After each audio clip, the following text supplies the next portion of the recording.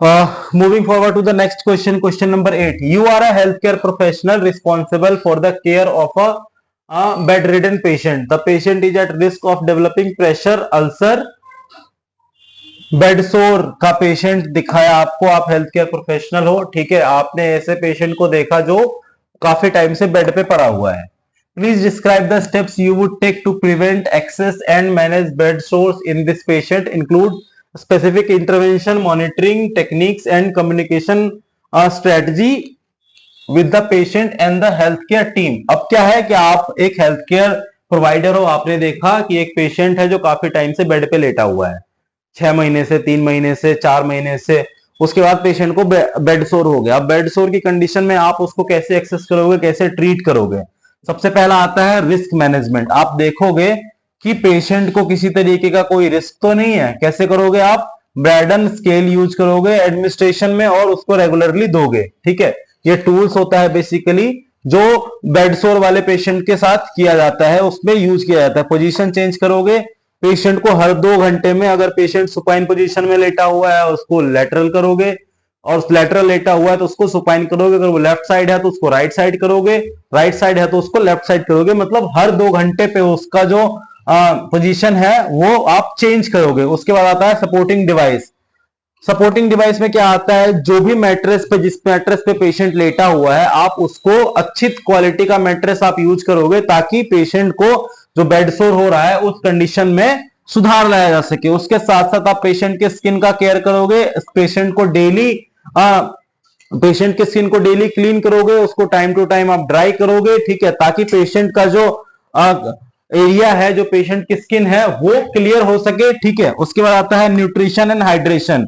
आप जो है पेशेंट को ट्रीट करोगे. कैसे करोगे? पेशेंट को टाइम टू टाइम जो पेशेंट के न्यूट्रिएंट्स की रिक्वायरमेंट है, उसकी बॉडी की जो वाटर का इंटेक है, आप वो सारी चीजें पेशेंट को टाइम टू टाइम प्रोवाइड करोगे ताकि पेशेंट का जो बेड सोर की कंडीशन है उस कंडीशन में सुधार लाया जा सके. उसके बाद आप एक्सेसमेंट कैसे करोगे? सबसे पहला आता है स्किन इंस्पेक्शन. आप स्किन को फिजिकली टच करोगे. ऐसा नहीं नॉर्मल बेयर हैंड से टच करना है, आप ग्लव्स पहन के रखोगे ऑफ कोर्स.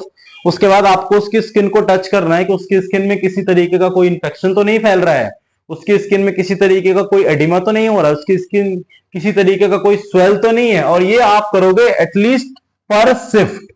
लाइक आपकी शिफ्ट जो होती है 6 घंटे की, उस 6 घंटे की शिफ्ट में आप एक बार ये चीजें जरूर चेक करोगे कि पेशेंट का जो स्किन है उसका इंस्पेक्शन करोगे आप. ठीक है, उसके बाद आपका आता है आइडेंटिफाई अल्सर स्टेज. उसके बाद आप पेशेंट की हिस्ट्री में, पेशेंट की फाइल में आप ये देखोगे कि पेशेंट को जो अल्सर है वो अल्सर कौन से स्टेज का है और उसमें जो मेडिकेशन चल रही है वो कौन कौन सी मेडिकेशन चल रही है. उसके बाद आता है मैनेजमेंट. मैनेजमेंट में क्या आता है?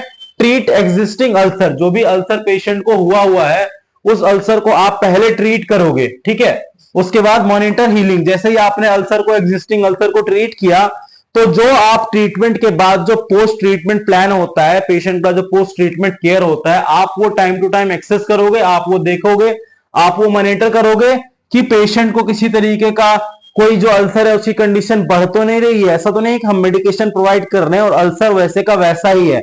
आप इन चीजों को भी time to time follow up करोगे. उसके बाद कम्युनिकेशन स्ट्रेटजीज. जो भी स्ट्रेटजीज आपने बनाई है पेशेंट की हेल्थ को ठीक करने के लिए, ठीक है, उस स्ट्रेटजी को आप अपने साथ वाले जो भी आपके साथ में काम कर रहे हैं उनको आप बताओगे. कैसे बताओगे?